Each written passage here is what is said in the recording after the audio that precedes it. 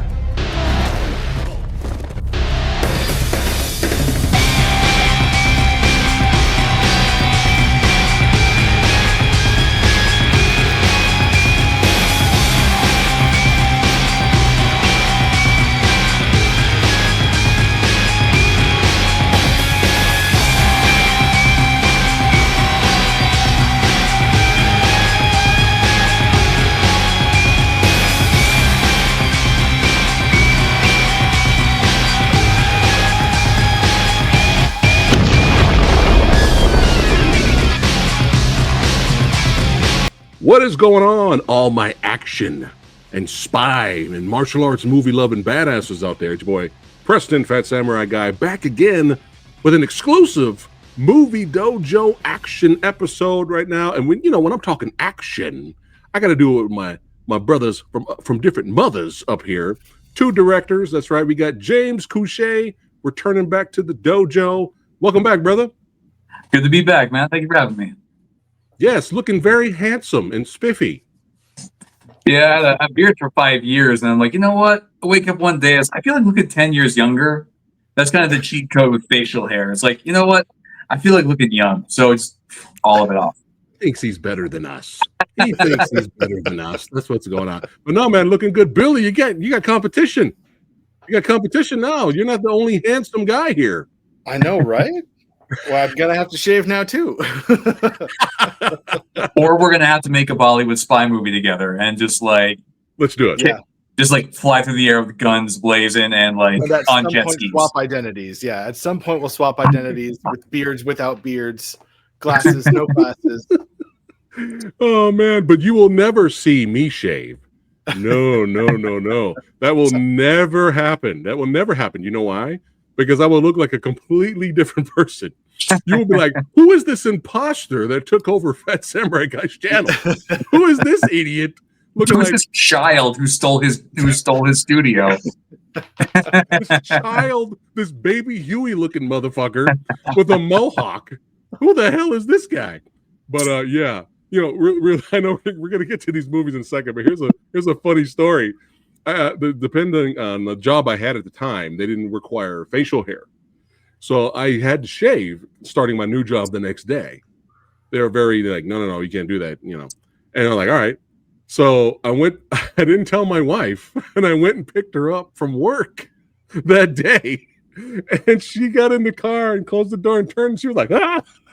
She like completely freaked out. Because it's been like 5 billion years since she's seen me without facial hair. So she was just like, oh my God, I feel like I'm cheating on my husband. I gotta tell you, man, it's something, when you have a beard like this, like and like yours, like it's something you think about. What happens if you shave it off? I'll tell you what happens. You freak out because it's like, you're like, who is this? Like, number one, like, who is this child in the mirror? Which is so weird. But then it's like this is what it looked like. I hadn't seen myself look like this in 5 years. So it's just like, who is this? It's also very strange just to kind of like adapt back to being able to see 100% of the skin on your face. Yeah. Well, since we're talking about good-looking people here, both of these movies are filled with a plethora of ridiculously good-looking people. I think when we did the trailer reaction, James, for War II a while back, I was just joking. I was like, dude, everybody is fucking ridiculously good looking. I mean, it's look at so this guy. annoying. It's so annoying. Yeah. I mean, this guy's not even posing. No, that's just him standing. Bored. A solid 70% of the movie is slow motion shots of his face just doing that. And you know what? I think that's why it works. Yeah, 100%. Pretty much. Yeah. So originally we were going to review War II, and spoiler alert for both of these movies, guys. Spoiler alert. We will be doing spoilers, and we will review and rate. We will rate the movies at the end of the video.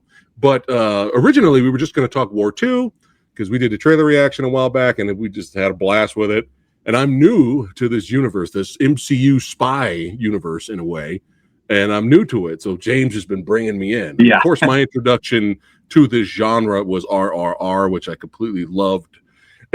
I love that movie so much that I'm just like, RRR for me personally has opened the doors. Mm-hmm. So now I'm like diving right into this genre now, so I want to, the goal is to, not just to review, action movies from Hong Kong, Korea, Japan, all over the world. I want to do India as well. So stay tuned for more reviews for India action movies, man. There's India a lot. First. There's India a lot first. to choose from. Yes. Well, luckily I got James and Billy here. They're going to help me out. So the anecdote is like 25 years ago, every Indian filmmaker saw Mission Impossible 2 and said, that's what I'm going to do forever. Yeah. And so everything you can tie all the way back to the second Mission Impossible movie. It's just like all the style, all the like over the topness, all the flowy hair. Yeah, sure. all of it.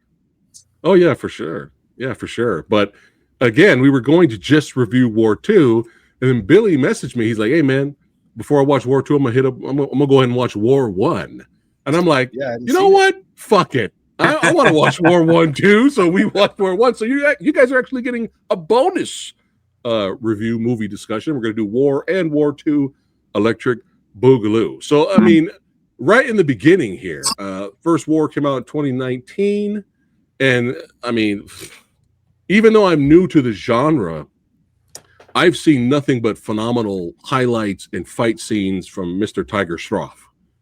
Tiger Shroff is fucking mind-blowing to watch. Yeah.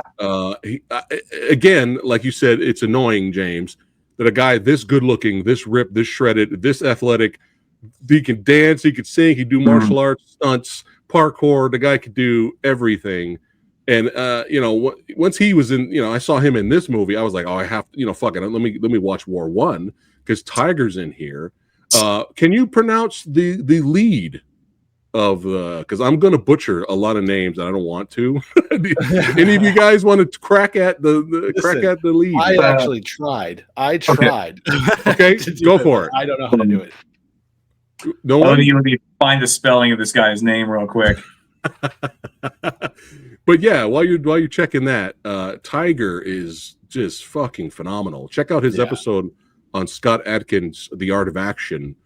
That's another episode, a great episode. But he is just like another level. But yeah, go for it. Yeah, so Hithrik Roshan, I think is how you pronounce his name. Look at how easily he said that. I know. I hate you. Sound really easy. I made a big deal of not being able to do it.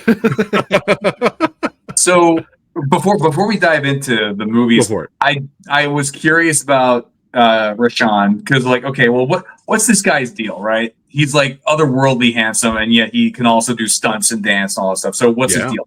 Dude is a total nepo baby. He comes from a family line of producers, directors. His mom, I believe, was a dancer and an actress. And you think, okay, well, screw this guy. He's always had it easy. And then you find out, like, oh, no, like, dude was born with 2 thumbs in his right hand, which probably, Whoa. yeah, you can, yeah, they don't really show it too much in the war movies, but there was this remake of Night and Day he did where at one point he just holds both of his hands up, and I'm like, what's going on there? So he was born with 2 thumbs on his right hand. To make things worse, he also had a really severe stammer, and he was like very like a super shy kid because he like couldn't speak for the first. He had trouble speaking for the first couple of years of his life, and then like, okay, cool, but he's like, dude, you still look like that, so whatever. And then in his early 20s, he was diagnosed with scoliosis, and they're like, you will never dance or do stunts. And so he spent the last 30 years dancing and doing stunts. So yeah, it's like fascinating guy. Dude overcame a lot to do all this stuff. So it's pretty awesome that he gets to basically be like the lead in his own action franchise now.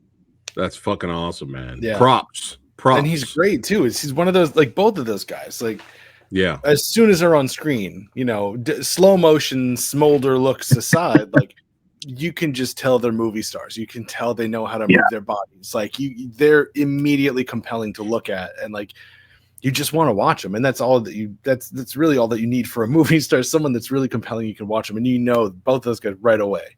So like to pit them against each other in that first movie is like, it's going to be amazing from the first couple of minutes.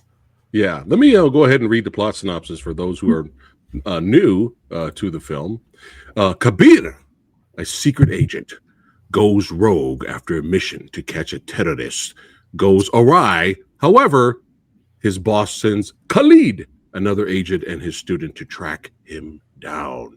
And you find out, with flashbacks and time jumps and all that, Khalid, his father was a traitor to the country, and Kabir basically took him out. So Kabir was very hesitant on, having this idiot over here. I killed your dad. He's like, I don't know if I really trust you. He's like, you're going to be on my team. But, Khalid really wants to prove himself. And man, before we jump into the action here, because he's basically getting the team together to take down the big baddie. But before we get into the action, James, I have to ask you, was this loosely inspired by War with Jet Li and Jason Statham? Not even a little bit. Wow, that's fucking insane. Because both of those movies have the physical change surgery twist. That's crazy. Yeah, this has... Well, I mean, that movie was supposed to be called Rogue, and they renamed it War at the last minute. But yeah, this... Okay. I think, like, if you want to see really weird, twisted, like face swap, identity swap, like nonsense, go watch the movie Dawn, starring Shah Rukh Khan, because that does it better than and more crazily than any other movie you've ever seen. Put it on the list, Billy. Yeah, got on it. the list. Yeah. Okay, awesome. I just had to ask because I was just like, oh, what if they took that? Because that was just like, it made me think of Jet Li's movie, But we're gonna jump right into this. He gets off the helicopter. They're giving each other the bedroom eyes. I mean, it's interesting because you have these really great moments of really great acting from Khalid, and really wanting to prove himself. He's like, look, my mom basically told on my dad and reported my dad's treachery. He's like, I have my mother's blood in me also. Mm-hmm. So give me a chance. Give me a chance to prove myself and be a part of this team, take down this terrorist guy and all that. And again, he's hesitant. And then we have this crazy mission. And I knew I was on board right away when this little action set piece easily could have been a finale to another movie. We have Kabir is like, he got kidnapped on purpose, and because he knew the team was going to come in, and Khalid comes in here crashing through the walls with the Gatling gun, spraying dudes. Then we have like this crazy 2-on-1 fight, which feels like a final boss type character. Mhm. Like this literally could have been the end finale fight to another movie. and I knew I was like, yes, this is my shit. Yeah. I'm They're digging going it. hard. They're going hard right away too. They're like not pulling any punches, no pun intended. But like, yeah, they're even from Khalid's like jumping back a little bit, jumping to his like intro scene Mhm. where he just like, we haven't met the character yet, and we're just seeing like kind of a shady deal go down, and he just busts through a window in the most epic cinematic way, and then takes out an entire room full of baddies. And oh, I'm glad you brought that up. Yeah. Because he fights Brahim and Ron Smorenberg, two stuntman legends, are in that fight scene in the beginning. So that's how you debut a character. Yeah, man. Throw him right into a huge crowd of people with guns and weapons, and then he fucks all of them up. It's pretty awesome. And then he has the last guy. He just slowly drowns him in the fountain or the pool, whatever he's in, while he's on the phone. And I'm like, oh my god, that's some hardcore shit right there. Yeah. But then he says, there's going to be no drugs in India or whatever he says, like pretty epic line. And I believed him. I believed there would be no more drugs in India after that. But yeah, man, that scene when he like rolls in with the Gatling gun in one hand and driving with the other hand, perfect aim, just taking everybody out, knocking down walls. Oh my god, it was so cool. Just big smile on my face the whole time. Yeah. It also got real funny too, because the guy they were fighting, that guy was no slouch. So Tiger's just like doing crazy flying kicks, like in kicks to the head, like just elbows, fists. And then he's like, yeah, check that out. And then Kabir's like, yeah, no, check that out. And the dude's like rises up right behind him. Like, oh god, it could be the finale of any other movie. Oh yeah. Look at that shot. Such a great shot. You got Kabir doing flying knees and shit. It was good stuff. But even after all that, Kabir's like, yeah, man, he noticed his handicap. So James, talk about Khalid's issue with his eye. So I guess Khalid being the son of a trader, that led to him getting bullied a lot. And he got his ass kicked so hard as a child from other kids that it detached his retina. And so he has no peripheral vision in his right eye, which comes into play much later. I was so surprised by that. Yeah. That was like, I'm like, I felt almost dumb. Like, was I supposed to figure this out before this point? But once that happened, I'm like, wait, hold on. I remember from like an hour and a half ago, they mentioned his peripheral vision on the right side. Yeah. It's like, good planting, guys. Yeah. And he's like, yeah, like your risk. You're going to get my teammates killed. So I can't have you on the team. And then we have this really great performance from Tiger. It's like, look, man, just give me a chance. And he convinces him. And right after that, what do you do right after that? You go fucking clubbing, baby. Yeah. You party. Yeah. You party We're hard. going to be friends dance. You do a whole bunch of crunches and you party with your shirt open. That's what you do. See, I don't know if you guys knew this, but every time me and Billy hang out, we go out for a couple beers. Literally right after that, we start doing this. Yeah. We start dancing. That's actually a picture of us. Yes, it is us. It's us, both of us. And everyone starts dancing with us in, all synchronized. Yeah, that's perfect, usually But you got like one thing that freaked me out a little bit was Kabir, the way that guy... His legs are made of rubber. Like his whole body is like a rubber band at one point. I'm like, how is he doing that? Yeah. This dude's in his late 40s at that point. He's like, how do you still have all these like no bones? That's amazing. That is amazing.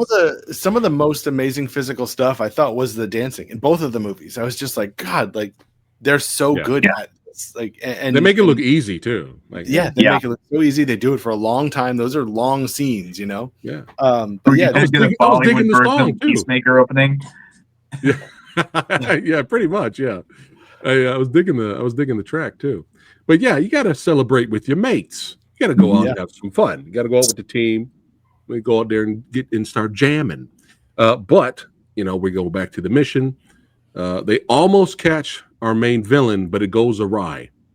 And basically, there's a traitor amongst Kabir's team. and everything. People get shot. People get killed. Khalid goes after the traitor, and doesn't go well for him. And we'll find out a little bit later what happens to him. Now, was this a? I'm assuming this was a huge hit over there, James. I'm assuming. Was this a big hit? No, the first one. I want to say it was a pretty big hit. I'm assuming it was a huge hit. Do you feel like the audience was cheated a little bit with the twist? I felt cheated because it did kind of. It felt a little bit like a cop out because I love the idea of like a protege having to take down his mentor. That's a really cool premise. Okay. And then they're like, oh no, by the way, it's the villain, and the guy you've been following this entire movie, it's all been a lie. So it kind of felt like it took the wind out of Khalid's story because you realize it wasn't Khalid's story, and that was a bit of a bummer. Okay. The second movie thankfully did not have that problem. Yeah. Right. I was a little confused when it happened because like there's a lot of time jumping back and forth and like, hey, 2 years ago this and with the boss and stuff. But my confusion looking back at it is a little compounded because I watched one right after the other basically. So I'm blending them a little bit in my head. But I remember in the first one when they show the twist, I was a little bit like, wait, hold on, I got to go back. And I was trying to go back, and even going back, it like didn't really answer it.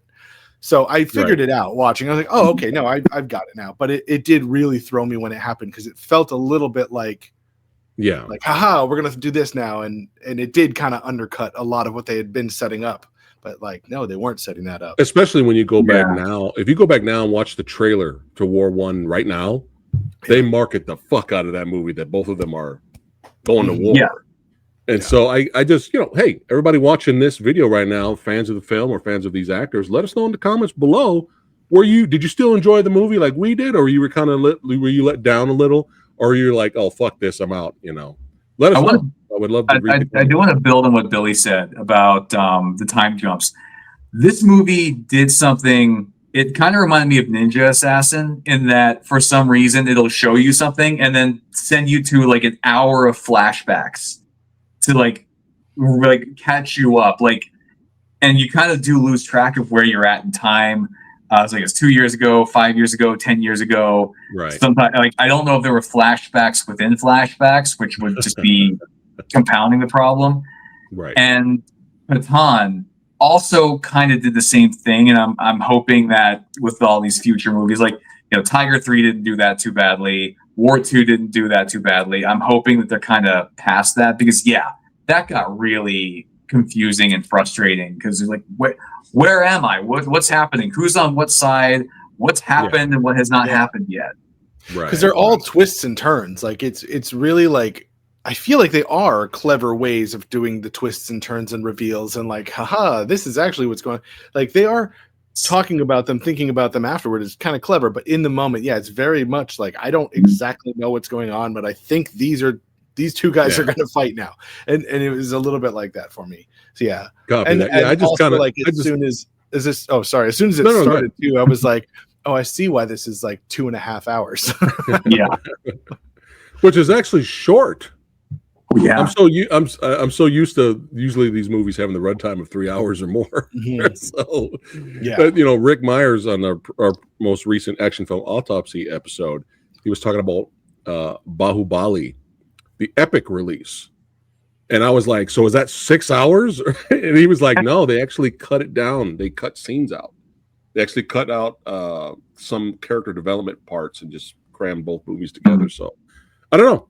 You guys have to let us know if you prefer the epic version or should you just watch parts 1 and 2. Have you heard of Bahubali, Billy? I have come across it. Fucking insane, dude. I have come across it, but I have not watched it. Yeah, it looks insane because they're all god deities fighting and shit. But I'm cool. Jaw dropping watching some of these battle scenes. I'm like, fucking hell, man. That's so. That's cool. From the director of RRR. So. And the bearded guy too was also I think the same guy, same actor.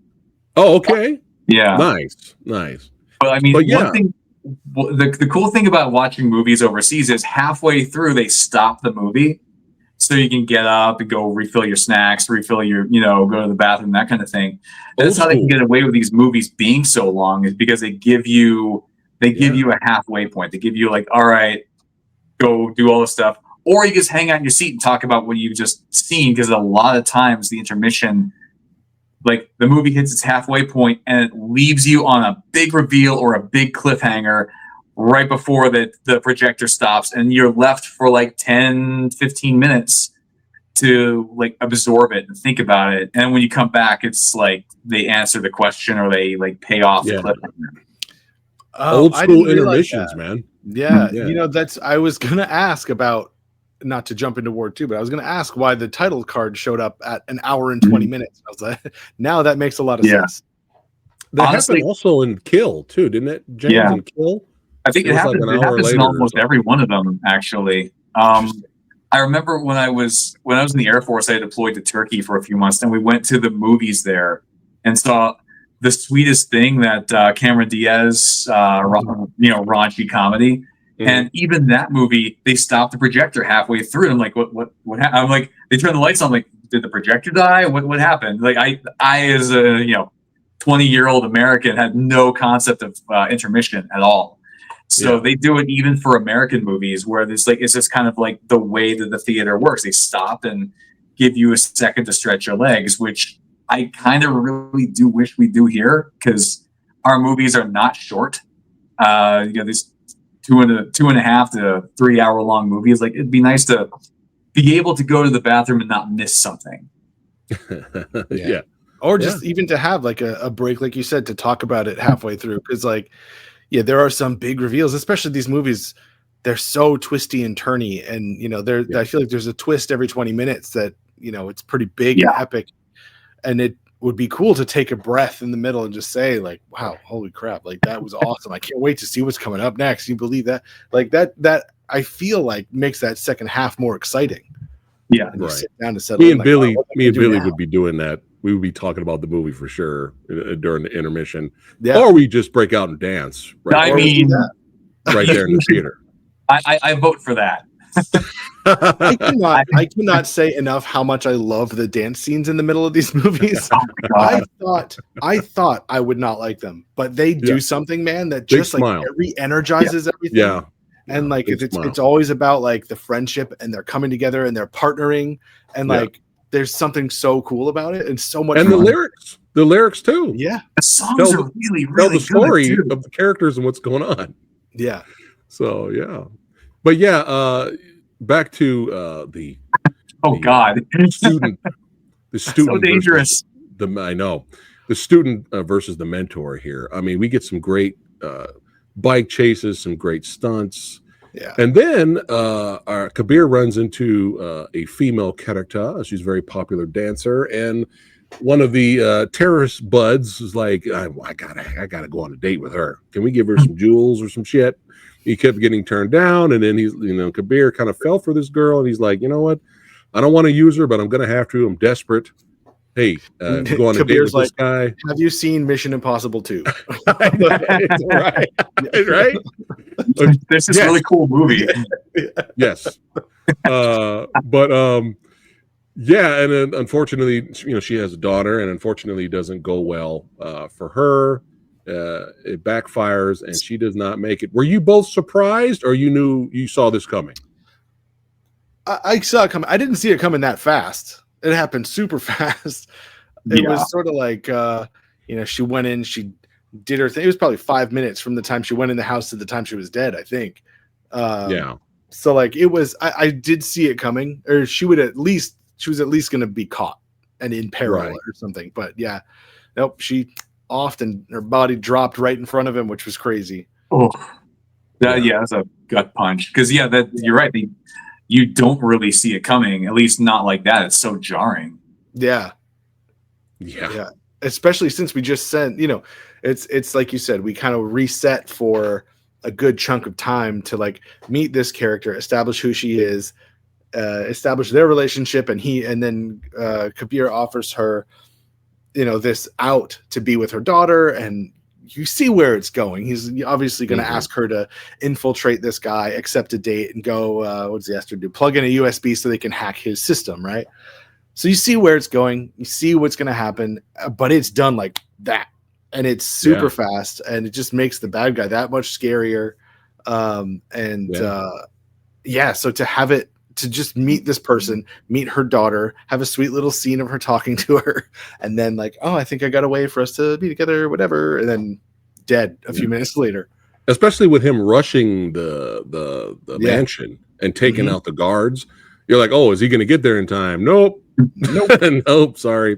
No soup for you, sir. So, that's something he's got to really deal with. He's just like, man, he really feels really guilty about that. He feels like he failed. Worth noting, but there was a betrayer amongst. Worth noting, she still looks amazing, dead on the ground like that. How do you do that? It's because everyone is ridiculously good looking in these movies. That is really, really ridiculously good looking. That's literally the whole cast. It's so irritating. I'm telling you, he's not even posing here. No. He's bored. He's just like, man, he could be holding in a fart, and that we wouldn't know because he looks like that. Yeah. Oh, but yeah, let's talk about some of the action set pieces. Again, a great bike chase. We get some cool parkour chases. A really cool action sequence on top of inside an airplane. That was a lot of fun too. A lot more entertaining and a lot better than that bullshit that was in the Uncharted movie. Did you guys know there was an Uncharted movie based off the video game? Did you guys know that? Yeah, I think I saw about 10 minutes of it, and it was not for me. It sucked. Bland and waste of the actors in there. Well, this kind of has the vibe of it. Kind of feels like the best parts of like Fast and Furious 7 and like the XXX Return of Xander Cage. It kind of has a very strong vibe there. I thought about that movie, especially with War 2, which we're going to get to, because you have that scene where Vin Diesel's on the motorcycle that can race on the underwater on the ocean, and we'll get to a similar type of scene like that a little bit later with War 2. But yeah, phenomenal action set pieces, and then of course we have the bonding scene, but we think at the time is with Khalid and Kabir, but it's with the enemy because our villain had facial reconstruction, and our whole face swap, and as well as their Kabir's betrayer on his team had a face swap too of Tiger. You know what I was of Khalid. I was waiting. I was so waiting for it to happen when they're talking about it and they're showing the scene and you see the villain with now Khalid's face and he's looking at himself in the mirror like this, right? I was so waiting for him to go. I was so waiting for that to happen, but he didn't do that. Oh man! But it wasn't perfect because he still had scars on his face, so he had to put makeup and stuff on there to cover the scars. But I was so waiting for her to go. Hey, say, this is an upgrade. You're like this is like, can I keep this when we're done? I feel like it could be on the cover of like every trashy romance novel with this face. And especially when the villain's like, tell him, hey man, I need you to change you're not done yet. Your work's not done yet. I need you to change your face too. And he looks down at Khalid, and I was waiting for him to go, oh shucks. Oh no. I gotta change to look like that guy. Oh, poor me. But a great stylish shootout.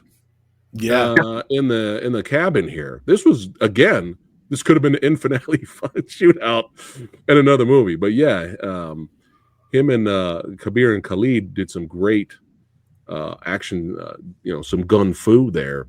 But then talk about the twist. What happens after that? What's discovered later, James? That Khalid suddenly has peripheral vision on his right side because some dude's approaching. He just like, without even thinking, boom, pops him. Headshot to the right side. Like, all right, that was. I'll give them this. I didn't care for the twist, but man, their telegraphing of that twist was pretty masterful. Like that was a nice little that was a nice beat. Yeah, it's cool because they slow time way down all of a sudden, like out of nowhere, and it's a little bit like, something important is happening. Like, I don't know what it is. Something important is happening right now. And like I said, I was a little confused about the twist, so I didn't quite catch what was going on until they spell it out clearly later. Where they're like, you didn't have vision in your right eye, but you saw. But I remember being like, I need to remember this right now because this is really cool. All of a sudden, you see him turn to the right and fire a bullet. But yeah, that ended up being a really cool moment. Do you feel, James, that the traitor on Kabir's team should have been established at some point, maybe just with a little training montage, or at some point just show that, hey, Khalid's a badass, Kabir's a badass, but this other guy that's on the team is a fucking dope badass martial artist too. Because we never really see that guy fight, and all of a sudden he's like, he's got Khalid's face, he's got Khalid's abs, and he can also fight exactly like Khalid. Like, feels like, okay, that just kind of made the twist that much more unsatisfying, because it's like, we never really established this guy as anything other than a traitor. We never see him fight. We even during the first mission, do we even see him throw a punch, or is he just kind of like this? He just running around in the background. Was that? He shot his gun, but I think when they show the flashback of them fighting back and forth, Khalid gets the better of him. Yeah, until Khalid gets shot in the back. Mm-hmm. So I don't know, but yet he faces the leader at the end, and the leader's like struggling hard. Yeah, to try to beat him. But again, these are little nitpicks, because again, when you have a movie like this that contains these kind of scenes, I don't think you're supposed to think that much. But we're just being a little nitpicky. I feel like for me, like, because I felt those things too, and I felt like, we could have used a little more like heads up that was going to happen, or a little more show him and Khalid sparring. Yeah, telegraph it a little bit more. Yeah. It would just have a little bit more of an emotional punch at the end. You'd feel that last struggle a little bit more, and like why exactly, why they're fighting, and what's going on, but like, yeah, you just feel that emotion a lot more if it's built earlier on. Right. See, this is where the second movie really improves on this, because the first movie, the twist, you go back and you rewatch it, there's nothing. It doesn't change the experience at all. If nothing, it just kind of makes it feel cheaper. And you're like, there's not really anything to like tease it or telegraph it. Whereas the second movie, I enjoyed it the first time. I liked it even better the second time, knowing the twist, because all of a sudden, everything Vikram says and does, the looks he gives, like it has more meaning all of a sudden, because you're like, oh man, this was way more personal than we ever realized the first time we watched this. Yeah. So I feel like they kind of, I wonder if this was kind of like a thing people were not too fond of about War, because they really did seem to make a point of not making that mistake again. Right. Which is surprising to hear some of that, because War actually has a higher rating than War 2 on IMDb. So that's interesting. But we're getting close to our finale here. We still, even though it's not technically Khalid, we still have to give the audience visually, we got to do the best that we can and give them some kind of finale with both actors here. And we get some cool action on the ship here. Villain gets capped, and really fun chase. I really enjoyed this chase. They're all spinning around, shooting each other. I mean, this is some fucking awesome stuff, man. And I love Die Another Day. I knew you were gonna say that. Yeah, like you can when you watch these movies, you can really see the Hollywood influences, but it doesn't make it. It doesn't cheapen it. If anything, it's like, no, it feels like really fun homage. And also, in Hollywood, we're really not making these kinds of movies anymore, or at least not making them at this level. Yeah, right. And this was way better than Die Another Day's chase, because they were spinning around shooting each other. And then we end up with a great finale showdown location. Yeah, this location was fucking gorgeous, beautiful. That should be in a Street Fighter game. Oh, I know. I mean, and yeah, when they walked in, I was like, oh, they're about to fuck this place up. Yeah. And yeah, And what I loved about it is you kind of had all this action on the ship, and then it led to the chase here. And then as soon as they got here, no music. Mm-hmm. As soon as they got there and they started fighting, no music. And I was like, yeah, I love that because it makes the hits a little bit more personal. Of course, they had music when it was round 2. But again, visually, we got to give the audience what they want. So we got to have, Khalid be shirtless. Come on. I mean, come on. If I had this physique, I would walk around. I would do every video shirtless on YouTube. If I had this physique, I would. Every shirt I would own would be terrible. It'd just be like, just very easily. Just, oh no! What happened? It got caught. My sleeve got caught on something, and now I'm just. It's so embarrassing. Yeah, but yeah, great location, great in finale fight. However, great use of location, like the environment was a real factor. Yeah. Yes, but at first I was a little worried because as soon as they started fighting at first, I was a little worried because there was a lot of edits, like a lot. Yeah, and I'm actually, God damn it, stop that. Stop doing that. There was a lot of edits. But luckily, the second half of the fight, they kind of eased up on the edits. And I loved it when Khalid, or well, I'm going to say Tiger at this point, grabs Kabir's head and just rams him into each column. Concrete column. Yeah. I think I busted out laughing at that. I was like, this is a superhero fight now. I'm loving it. Does not stop. Yeah. It's like a Godzilla fight with two people. Yeah. like through the pillars, knocking down walls. Yeah. But yeah, I liked that last fight a lot too, because one of the not problems that I had, but one of the things I noticed throughout is like a lot of the fighting in the first one, especially, felt a lot like dancing, and it wasn't like brutal hits. It was just like, wow, that was really cool. Oh, wow, that was really cool. But it wasn't, wincing in pain because it looked painful or whatever. They got brutal. They got brutal in this last one, and you felt it. Like you felt those hits, and you felt his face going through the column. Yeah, like I really like that. They felt like the last fight, losing the music, really amping up the brutality of it, like really made it feel like a finale in a movie full of finale fights. Yeah. I just realized this would have been a great versus episode. Yeah, we could have did versus.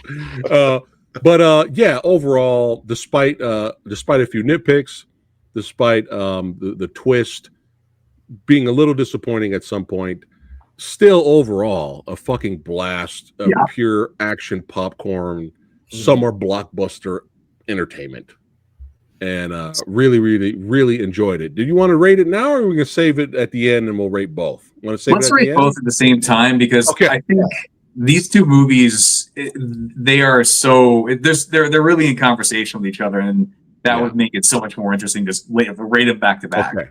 All right, so we'll rate it at the end. But yeah, smashing good time. Thank you, Billy, for catching us up. Because I wasn't going to do it. We're right in the war too. I'm glad we did that. That movie's a fun read too, man. After I watched the first one, I was like, I'm pretty sure I'm going to be happy I watched this before the second one. And sure enough, in the second one, they're referencing the first one constantly, and they're building on it. Great. So like, technically, we could have watched it without, but I like knowing the backstory a lot. Yeah. But on the plus side, go ahead. Unlike some other cinematic universes, you didn't have to watch, War, Pathan, Tiger 1, Tiger 2, Tiger 3 just to understand War 2. It's like, nope, even if you didn't watch War 1, you can still really pick it up. So I do appreciate the lack of homework necessary with these movies. Yeah, for sure. For sure. But now, War 2, Electric Boogaloo. Here's the quick plot synopsis. Working as a mercenary now, Kabir accepts a high-risk mission for a criminal network, but soon his task pits him against his unflinching former ally. Yes, and we have a brand new director. I'm surprised we have a new director on this one. We have a different director. Also starring from RRR fame. I'm gonna try to do it. N.T. Rama Rao Jr.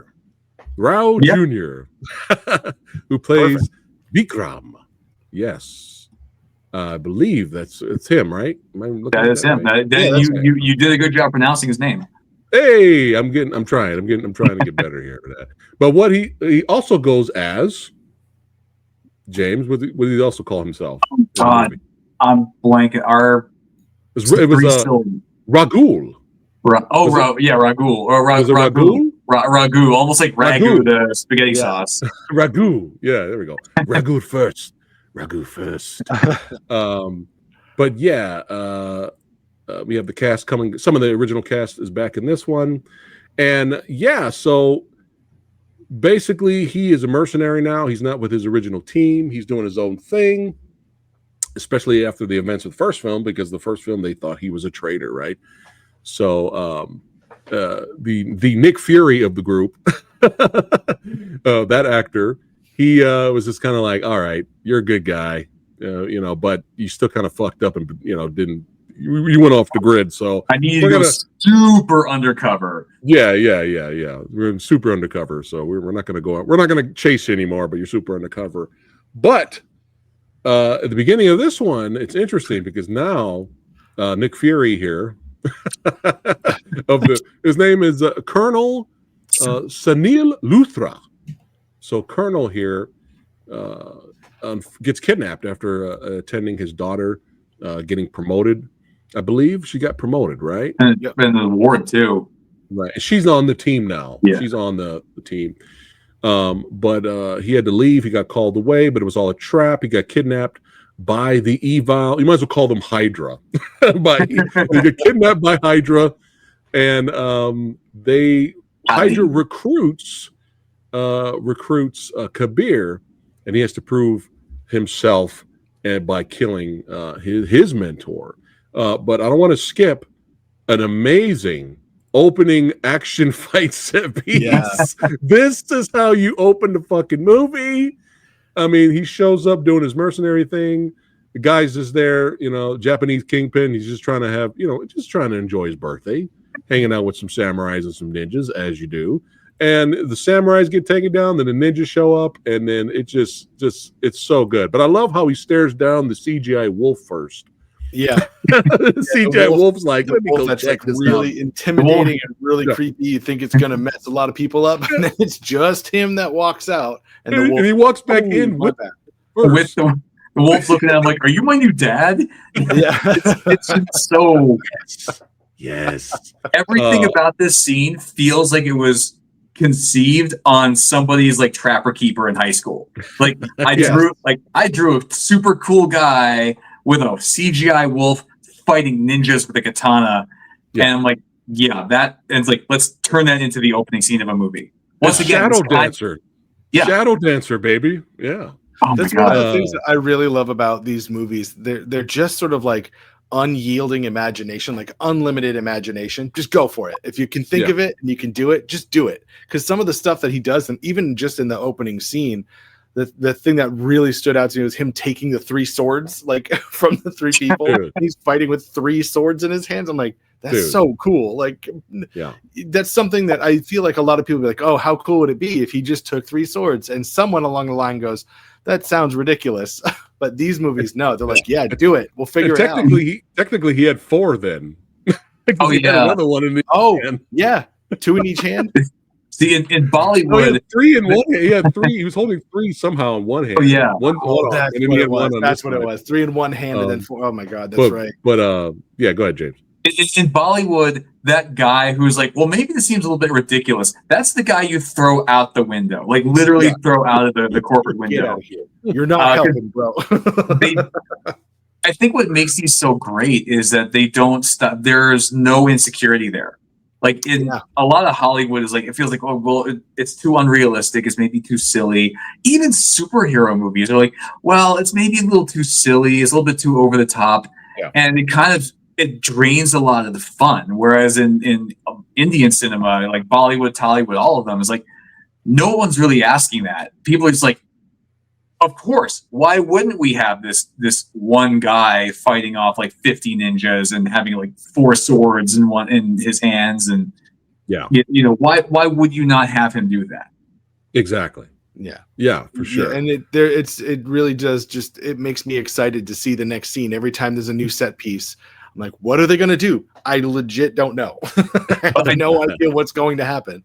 I do want to talk about the way they introduce Kabir in this movie, because it's just like this a little bit of lead up. and then you see this super long lens close up of him coming up the stairs, and the electric guitar starts blasting his theme, and just like super slow motion. He's like, you're not really showing his full face, but you see the wolf walking next to him. Like, this is how you introduce a character in an action movie. Yeah. Like this should be studied in universities. Like, if you make action movies, this is how you should introduce your coolest character. Yeah, for sure, man. Yeah, and just it takes a long time. They take their time with it too. They're like, you're gonna stare at this guy walking with this wolf until we're done. But then again, consider who you're staring at. Exactly. That you can get away with that. Yeah. And it ended with, again, this could have been an finale fight in another movie. It ended with him taking down the villain, taking down the helicopter, and just sitting there chilling. And you got the wolf coming up, and he looks at the wolf. He's like, "What's up, fool?" And the wolf just starts howling, and then the camera you could have ended the movie right there. You could have just stopped the movie. As the building blows up into flames. The building blows up, and the wolf is howling. Yeah. That's some epic shit. Like, so good. Truly epic shit. Yeah. And then Vikram. Yeah, I know. It would have been cool to almost a cooler introduction than Kabir gets. I know. That's true. Yeah. But are we going to call him Raghu or Vikram? Let's call him Vikram, because almost every character calls him that, except for Kabir. Yeah. Right. So Vikram's like, hold my beer. Wait till you see my entrance. And this was another ridiculously entertaining introduction to his character. I mean, he's just like, I don't need any weapons. I don't need anything. I'm gonna hang on the drone. I'm gonna with shirtless. You gotta do shirtless. He's about to take his pants off. It's like it's dedication. He's hanging on the drone. Yeah, I love he takes his shirt off. Yeah, because he's too heavy, so he's taking all his equipment off. Yeah. And the guy's like, "This is not going to get you anything. You can have this." He's like, "I don't need it." Did you guys keep count of the number of superhero landings that Vikram did during this movie? Because it was a lot. It was Vikram probably did 30 on it by himself. He probably did 30. Yeah, but that was his thing.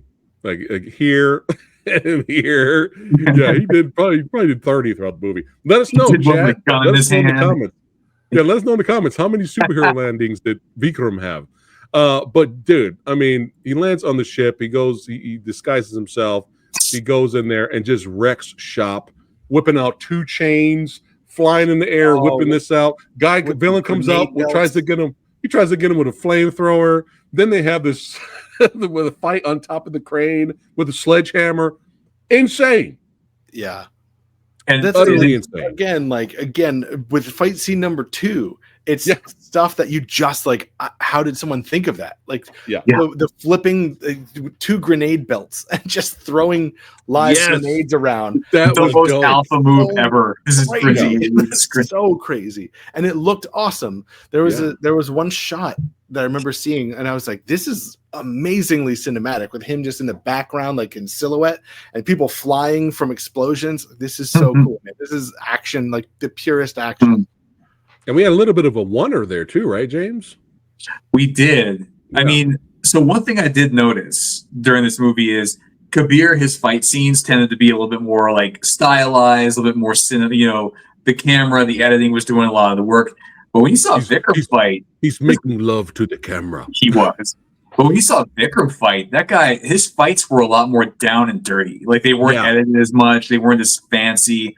Yeah. But like, dude's built like a bull. So so the more brutal his fights are, the better. Mm-hmm. So it's, you kind of like, I wonder, he's probably, of the 2 leads, the one you probably wouldn't want to fight in real life.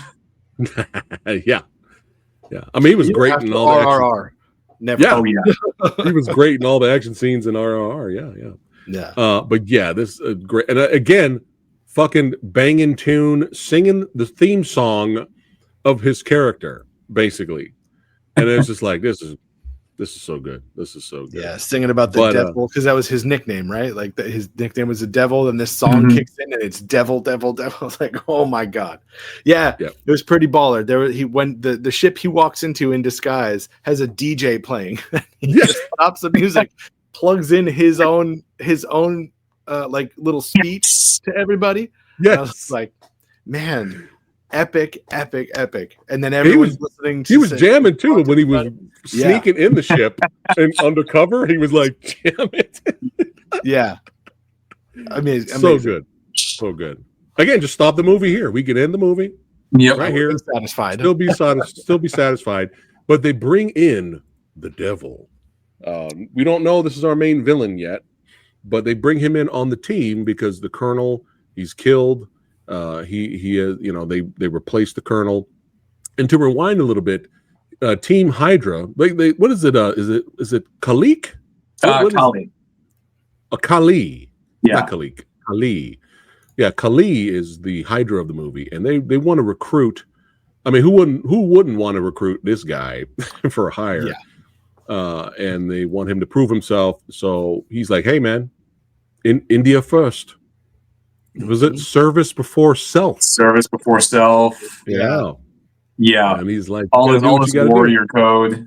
Yeah. He's like, you got to do what you got to do. You got to get in that inner circle and take down the head. There's something very cool about that too, of him saying like, yeah, hey, I'm a soldier. I get this. I know what's going on. Go ahead. Like we're done. We're good. He's gangster. Yeah. Yeah. The colonel's gangster, bro. He's like, yeah, I've lived long enough. I'm happy. Go ahead and do it. So yeah, he ends up doing it, and great performance after he shoots him too. His face, you could tell I like when he walks away and he just keeps firing because he's just he's angry. He's just like, fuck, I just killed my mentor. The only guy I really respected. So, but yeah, we got to bring in. We got a new team now, and now of course the daughter of the colonel. They had a thing way back in the day. They were, I think, 15 years prior. And again, everyone's ridiculously good looking in this movie. Yeah. Again, she's probably holding in a fart, but we would not know because she looks like that. Yeah. I love too. They held on her until they were done. Like that scene of her in the bikini is literally like just 2 minutes of her walking back and forth in the bikini. Great directing. Yes. I get it. I see the vision, The cinematography in both of these movies. High level here. But of course she wants, even though they had a thing 15 years ago, it didn't work out. She actually proposed to him, which was a baller move. Yeah, with a ring made of bullets. Yeah. That's a warrior. Man. That is a quality woman. And the fact that he walked away from her to go join Raw, I'm like, dude, that hurts. But I don't know. I would have been okay with the movie ending right then. Like, I do. The end. Yeah, I do. We wouldn't even have the first war. None of this would have happened. Yeah. That's fine. Yeah. That's fine. How about that for a retcon? Yeah. There you go. But she wants revenge.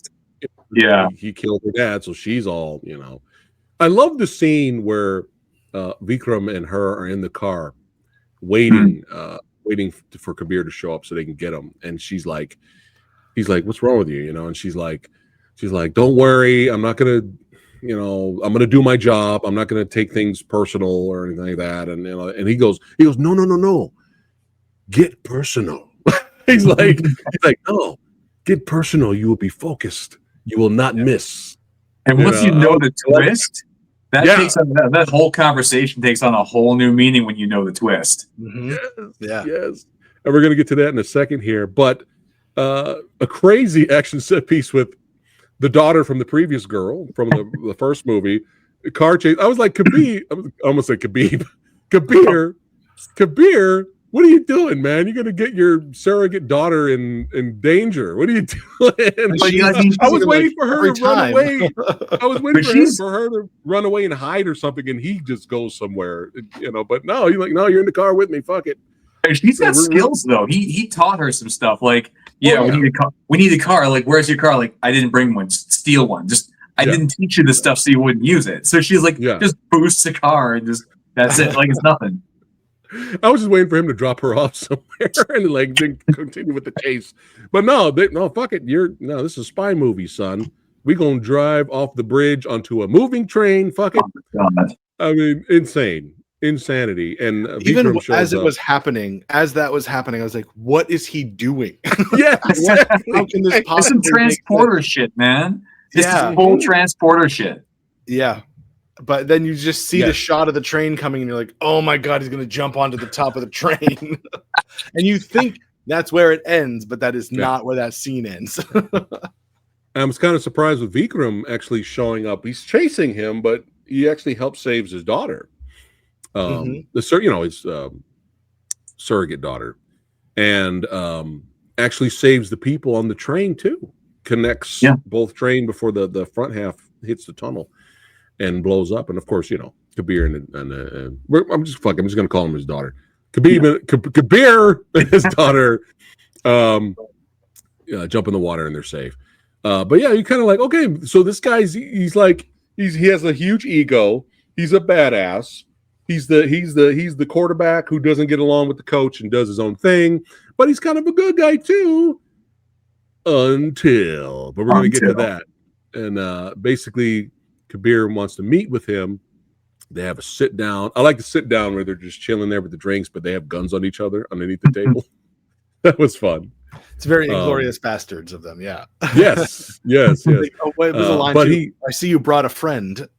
Yeah. You didn't come alone either. Yeah, that was fun.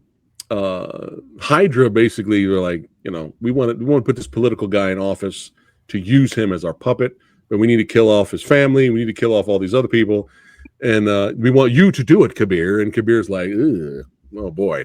So he tries to, side with Vikram. And they meet. And he kind of lets him know, this is what's going on. I need your help. I'll let you know where the people, the family will be, and all this stuff. So they team up and become partners. And right after they have a drink together, hey, you got to copy me and Billy's style, man.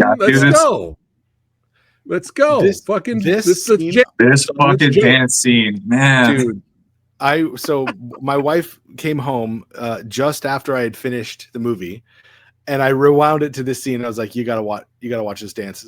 And both of us watched it. I had already seen it just a little bit before, of course, but both of us were sitting there just like, this is so cool. It's such a good dance scene. Tripping, whatever is it? That little move they're doing. Yeah. They're like rubber. It's such a good song too. Yeah. It's everything about it is like this is. And I love how it mirrors the first movie. It's like okay, we're bros now. How do we celebrate? This is how we celebrate. Ultimate bromance movies right here. Mm-hmm. But yeah, great song. Everybody's jamming, getting down, and that's how you do it. But like incredible dancers. Like I can't. I think some of my favorite scenes in these movies are the dance scenes. They're so good, and they feel like old school music videos where you used to be amazed by dancers and like and how cool the songs were. But yeah, I know I talked about it already, but I love those dance scenes in the middle of these movies. Yeah, they're fun, man. It's a big smile the whole time while I'm watching these. But now they're like, okay, the bromance is complete. We're partners now. Let's go save that family. So compared to the airplane action sequence in the first movie, compared to this one, what did you think? This was such a cool scene, and I thought they did a great job of kind of setting up the rules. Like you kind of understand by watching it, like, okay, here's how those little zip tie things work. Here's how, so whenever they hit a button, you understand like, okay, they can extend out, they can zoom up, they can do all this stuff. And this very well could have been like a mess. It could have been a Born Identity style mess, but it's always really clear. It's always really clean. And it's like CGI heavy because no human beings could do this. Right. But at the same time, it's like, I like how they were using the wind speed and momentum to get more force in their jump kicks and throwing dudes off the jet. Tag teaming, grabbing each other, doing moves. Yeah, because like only Kabir actually was anchored. Vikram could have like fallen off. They could have flown off into the distance anytime, and he needed Kabir to keep him doing that. Right. I love the creativity of this, because There it is. have you ever seen another fight scene like this? Not No. not one that's not super self-serious. Yeah. You know, there's stuff of people outside of planes, but I'm thinking of like Dark Knight Rises or like no, there's nothing like this. No, there's nothing like this. Yeah. Because it's like you said, it's all clean and they have rules for how things work. And that's one of the things in all of the action scenes in War 2 is they're really like they set up how everything works and then they utilize them in different ways throughout. Yeah. That's something that's really impressive, especially in this one. Like you see how the ropes work. Someone cuts one at one point and it's like, oh shit, he's not anchored anymore. Like now I know he's going to fly off. And it doesn't matter how ridiculous it is, how like the actual physics don't really apply, but you understand what's going on at every point. Yeah, physics. What's that? They might be different for every person, but it doesn't matter. But like, yeah, and then when they grab each other and they're flying towards the back of the plane, and you know they're just going to kick these guys off. It's so cool, and it's them utilizing their environment and what's going on in the scene, and I think that's the difference, and that's why it doesn't read as like this is just silly nonsense. It's like no, this is just hyper creativity, unbound creativity. Like we're just going to push this as far as we can go. Facts. But it's going to be really engaging. Yeah. This is masterclass action filmmaking. Yeah. You know, like both these movies, like yeah. So this, I love this action scene. It's so damn fun. Yeah. And then we have the betrayal. He calls him the name he called him as a child. I think it was Kaboo. Yeah. And Kabir's like, what? He throws him out. He throws him out of the plane with parachute. But he had a reason for that.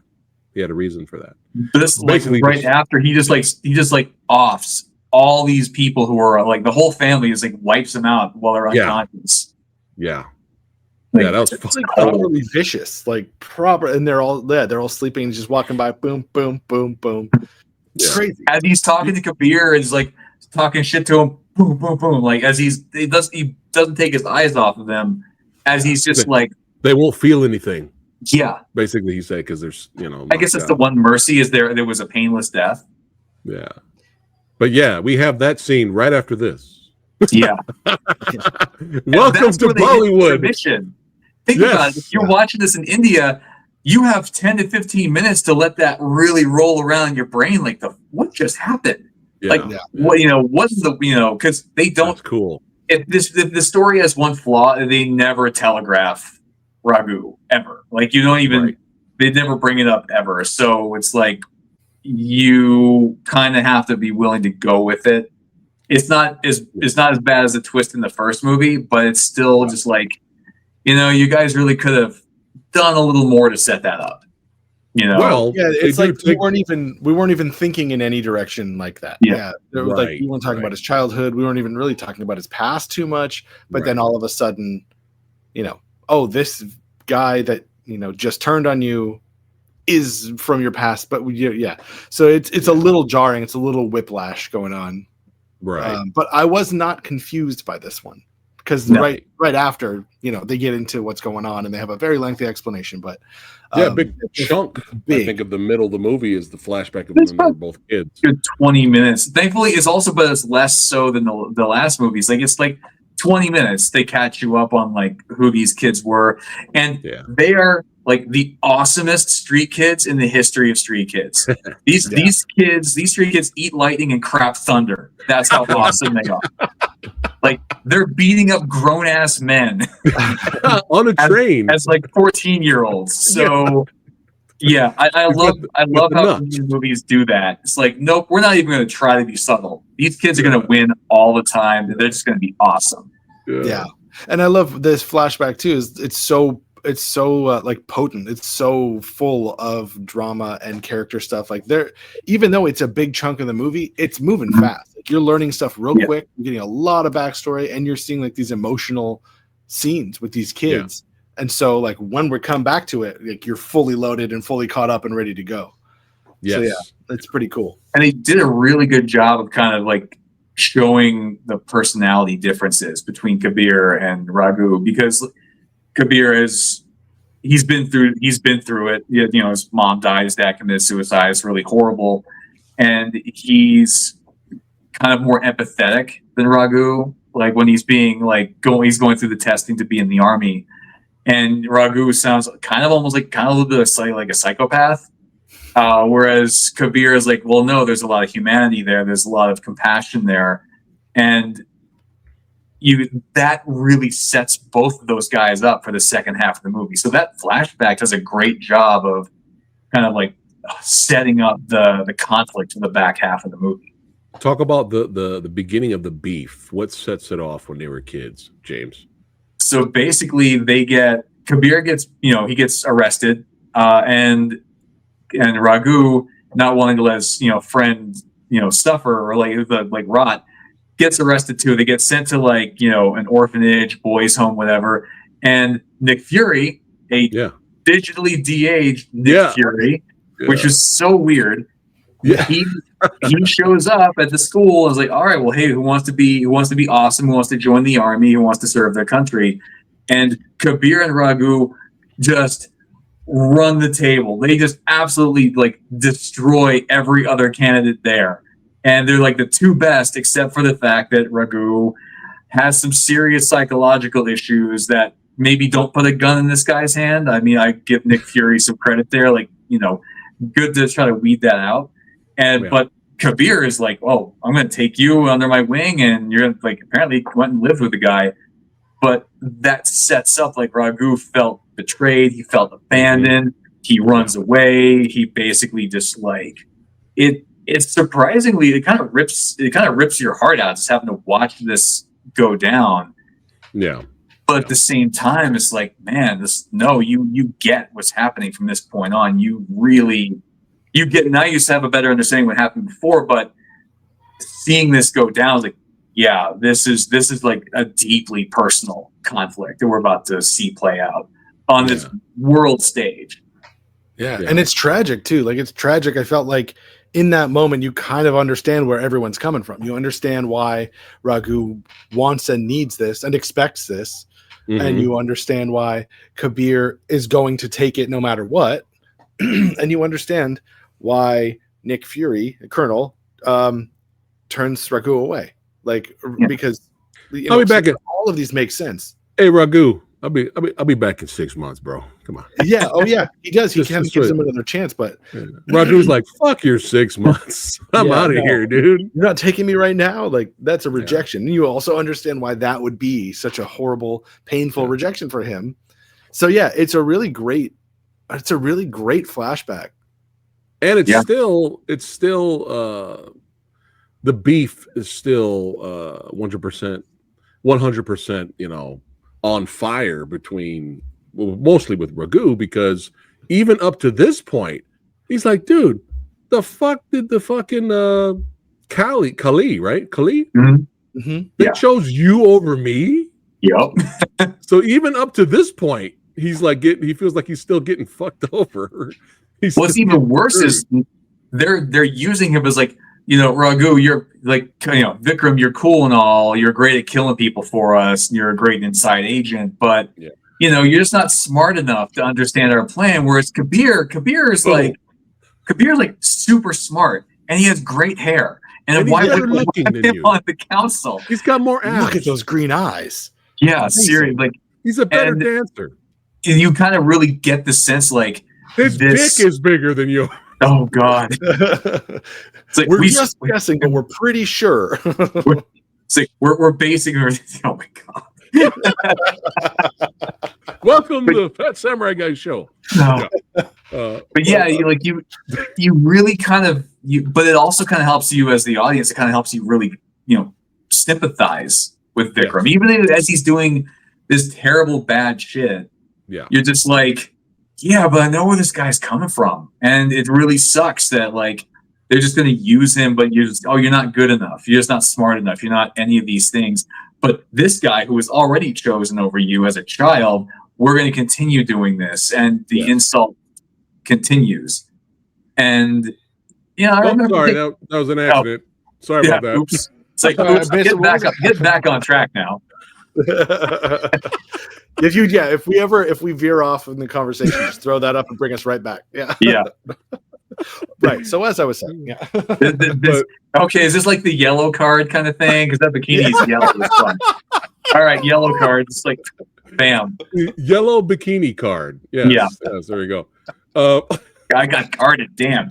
But no, you well said what you were saying. But now, we got more action set pieces to talk about, more chases, and now we get to the scene where, I mean, when we did the trailer action, I was like, the double boat chase going back and forth was reminding me of Face Off. But no, this is Bollywood, son. Fuck Face Off. All right, we're cranking the volume all the way up to 11 here, and this is what reminded me of Triple X. Return to Xander Cage when the boat, Vikram's like, nah, fuck it, you're not getting away from me, no. And rocket-powered boat out of the water onto an F1 racetrack. I was like, oh my God. In the wrong direction. In the wrong direction of the racetrack. And the best part is he doesn't have control of the boat at this point. Like Kabir shot the controls with a flare gun. So he can't really, he's just kind of vibe steering this boat into oncoming F1 traffic. It still ends up getting close to him and almost getting them. Yeah. He launches off of the track, right? And then shoots down as he's falling back into the water. And he actually clips Kabir in the arm. He gets him in the arm. That's right. Yeah, he gets him. Yeah. Yeah. Amazing. Kabir, going back to injury, I mean, all these guys are superhuman in a way, but going back to injuries, he actually got his legs fucked up. I forgot to mention it during the ninja fight. Oh, yeah. Both his legs, the claw weapons, fucked him up there. So that's cool. We love that. As all three of us, as big, huge action martial arts movie fans, we love it when the hero gets his ass kicked. It's we don't want people to be perfect for too long. Got to show them get fucked up a little bit. But yeah, rocket powered boat on the racetrack. That's how we're rolling here. Okay. But to kind of fast forward a little bit, because we're gonna have to wrap it up soon. Great action finale.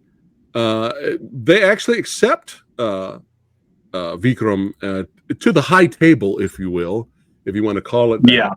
Yeah. He has his seat, and of course he's the politician they want to put up there to use as a puppet.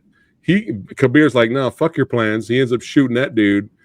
And of course they're like, Kali's like, hey, I love how they just showed up in the hospital and just already like we're getting actually pulling out guns and syringes and shit. That was cool.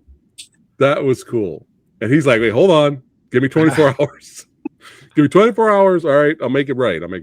So they give him and hold my seat. Mm-hmm. Right.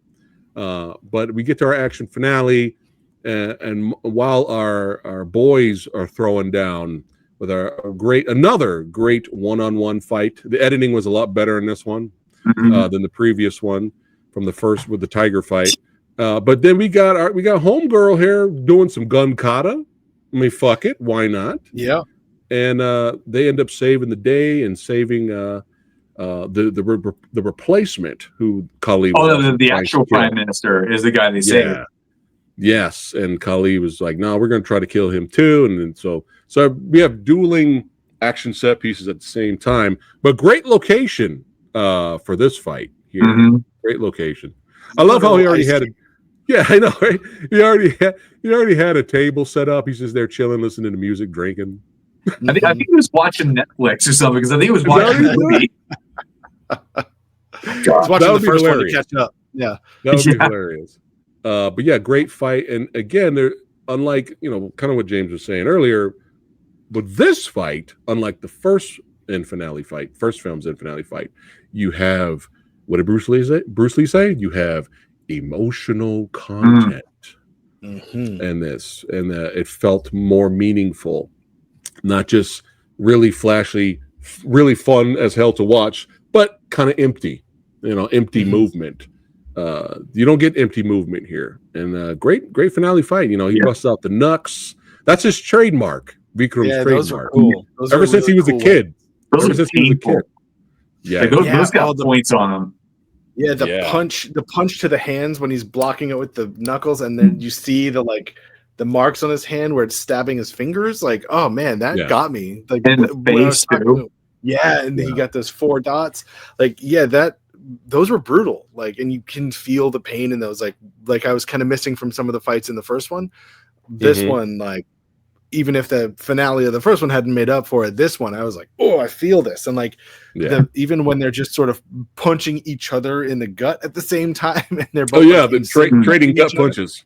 Yeah, like even that stuff, I was feeling it a lot more. And maybe it's just the emotion coming through that's like kind of making it feel more brutal, because you know how much they're putting into it. Right. But yeah, man, that last fight was really cool. Yeah, don't get it twisted, everybody watching this. We still really enjoy the hell out of the first movie. Oh yeah, it's still fun. The shot mean a lot more. The shot of Kabir once he grabs the climbing hooks of the climbing axes and is like spinning them around in his hands, of like oh, I need to steal that shot for a movie sometime, because it's perfect. Yeah. And Kabir gets the better of him.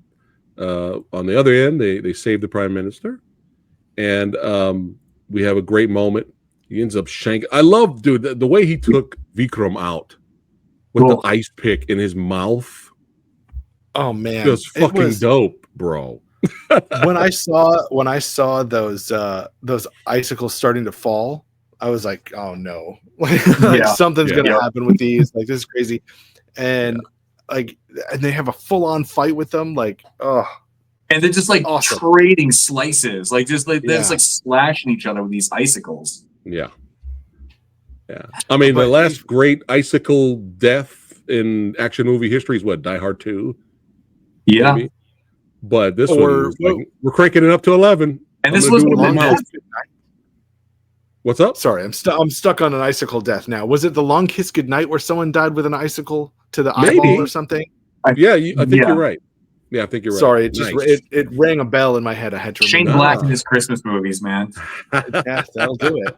But yeah, the crazy thing is, like, we don't get an icicle death because Vikram is spared, and they do that Fast and Furious thing where the enemy becomes a friend. Only, I would say this makes way more sense. Like, you sympathize with this guy, so I'm like, okay, we're cool with them teaming up. It's not Jason Statham just randomly becoming a good guy out of nowhere. It's like, nope, this is cool, and leads to the best international murder montage ever. Yes, to the awesome song they danced to. Yeah, and they were cutting off every head of Hydra. They were taking them all out. That was great, and looking ridiculously good looking while doing it. Striking who's your tailor, guys? It's so well dressed. It was ridiculous. Every pair of sunglasses, I was like, I kind of want those sunglasses now, you know. But yeah, great montage, as James said, and we'll see what the future holds if we have more team up movies. But smashing film, really entertained by it. I want to watch it again now. Yeah, that's crazy. But I would love to own both of these on Blu-ray. But if these are Netflix exclusives, I don't know if that's going to happen now, which sucks. I think you could probably pick them up on Blu-ray because Netflix didn't make them. They just picked them up for distribution. Yeah, but you can't really buy those last two Rurouni Kenshin films. They're not on Blu-ray. You can buy the first three, but not those last two. So I don't know. But I'll check it out. But let me know if you guys. Might be time to import something. I have an all-region Blu-ray player for a reason. So, but yeah, let me know, guys, if you have these films on Blu-ray or if I can buy them somewhere. I would love to own them. I would love to own them on 4K, but we'll see. Beggars can't be choosers around here. So, but yeah, smashing film, smashing film, my good man. Yes. Can you explain, since you are more into this world than me and Billy are, can you explain the end credit scene? As luck would have it, I can. So that is a tease for the next movie in this franchise is coming out called Alpha. And it comes out in late December. And it is going to be, I guess, the first female-driven Indian action blockbuster. So basically, that's never happened. So this is the first time. Wow, so it's we're talking like, AAA like release, like ballerina release, kind of like Charlie's Angels, kind of like big real money, like high stakes. Yeah, hell yeah. Yeah. Will she be So wearing this? I'm for it. Will she be I wearing don't this think in the she's in it, but you know what? I hope she shows up in future movies because on top of Yellow Card, she was like an awesome character. I'm just gonna keep this in StreamYard. No, that Or, should I'm not- You should. Yeah, I'm just gonna bring this back up. no, Whatever that movie should be a reviews we permanent do. fixture of this. That's your Yellow Card. That's we need to get this back together. Like, all right. Well, this was a blast talking about both of these movies with you, but now it is time to rate. And when we rate movies here exclusively on the Movie Dojo, we rate the movie itself, but we also rate the action as well. C is average. That's how we do it here on the channel. And we'll start with Billy first. We're going to do War One first. Billy, what are you giving the movie of War? And what are you rating the action? So I think I'm going to give the movie overall a B, because I was really into it, really enjoying it. But it's good. It's a good rating. rating. Like we talked about, got a little bit confusing. Yeah. Although it didn't super matter. It didn't super Right. matter that I was confused, because I was watching the fights and in the action, and I was enjoying the hell out of it. So as far as action goes, say an A-. I think A- is where I'm kind of landing with that one. All right, James. So like that twist kind of did take some of the wind out of it. I still enjoyed the movie though. It's beautifully made. Action's great. I'm gonna say for the movie itself, it'd be more like a B-. Okay. And for the action, it would be a B+. And it's not because it wasn't good; it's because that twist really kind of took away a lot of the emotional content of it. And suddenly, like the stakes didn't feel quite as high. Yeah, that's still a good rating. B-, B+. That's still really good. That's way above average. Yeah. All right, I'm giving this an F. And no, I'm just kidding. Movie, I'm going to give. Oh, you know what? I'm going to rate it within its genre. So I'm going to give the movie a B+. No. Yes. I'm going to give it a B+. I'm going to give the movie a B+. I'm going to give the action an A-. Okay? That's what I'm going to give it. Now let's go to War 2. Billy, War 2. Oh God, I kind of forgot I had to do War 2 also. I think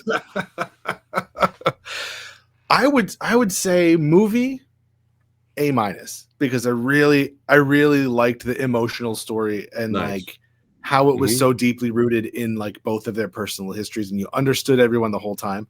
And then action, an A. I think I got to give it an A, because it's it's like all the stuff we talked about. It's just so like a boundless imagination, but with clarity of vision, and like it was never. It was so incredibly over the top with a boat racing through a Formula One race. Let's go. But it was so fun, and like everything was done with such purpose to heighten everything, and they kept topping themselves every time. So yeah, it's an A for action for me. Nice. James. So I'm going to go for the movie itself, I'm going to go with a B+ on that, just because they didn't really do a great job of setting up the Vikram reveal, the Raghu reveal, but once they did, it's like, oh no, it made the first half of the movie better just on second watch. But as far as the action goes, man, it's definitely, I'm going to agree with Billy, it is an A. Like it was over the top, it was crazy, and even though you knew there was CGI, it's like it didn't feel creativity. It didn't feel lazy. It felt like no, this is something that literally could never have been done in real life. Yeah, and solid, just amazing action scenes. Yeah. I'm going to give War 2 an A- for the movie, and I'm going to give the action an A. Yes, I'm going to give the action an A. Might go on my top 10 action movie lists of the year. We'll see how that works out, because there's a lot already there. If not, it'll get an honorable mention. But really enjoyed it. I want to see War 3, 4, 5, 6, 8. Let's fucking go. I want to see more. Let's do this. Yeah. But this was a blast having both of you guys here. All you guys watching right now, let us know what you guys thought of War and War 2. Let us know in the comments below. Give us your ratings of the film and the action as well. And click on the links below to follow my boys, James. These guys are directors, martial artists. You're a martial artist, Billy. I'm calling it. Okay. All right, I'll take it. Yeah. I took some Shotokan when I was like 10. You're a kung fu master within filmography. Look what I've got right here. Is he gonna come back wearing a gi from when he was 10? Please tell me that happens. Plus, I do have my belt, my yeah. belt that I started with. It was emptying out in an old closet. I just had it sitting right here. You should have wore it for the thumbnail, man. That's all right. Next time. I don't know my head next time. Yeah. But yeah, click up on the links below. Follow these guys. Excuse me. On their filmmaking journey, check out Lost Phoenix Sun, action Hong Kong movie, 80s throwback film, baby. Check out Lost Phoenix. Continue to support independent cinema. Check out the video games and the other video game, James. What's the other one that just came out? So I have another one coming out soon called Sword of the Apocalypse. It's a post-apocalyptic samurai western for the Game Boy Color. Samurai Western for the Game Boy Color, son. Y'all know you want in on that. And of course, if you like psychological action horror movies, check out Bone Cold from my boy Billy Hansen over here. And if you enjoyed yourself here today, don't forget to like, share, and subscribe to the Old Samurai Guy. Continue to follow the Movie Dojo podcast right here on YouTube and on Spotify. Yeah, you have to subscribe. All right. If you don't subscribe, I'm not going to continue posting this. Okay. I'm going to delete it. Yellow carded. I'm going to delete it from StreamYard if you don't subscribe right now. So if you want to see more of this, subscribe. It's free. All right, guys. See you on the next one. Keep watching them Bollywood movies, baby. Take care.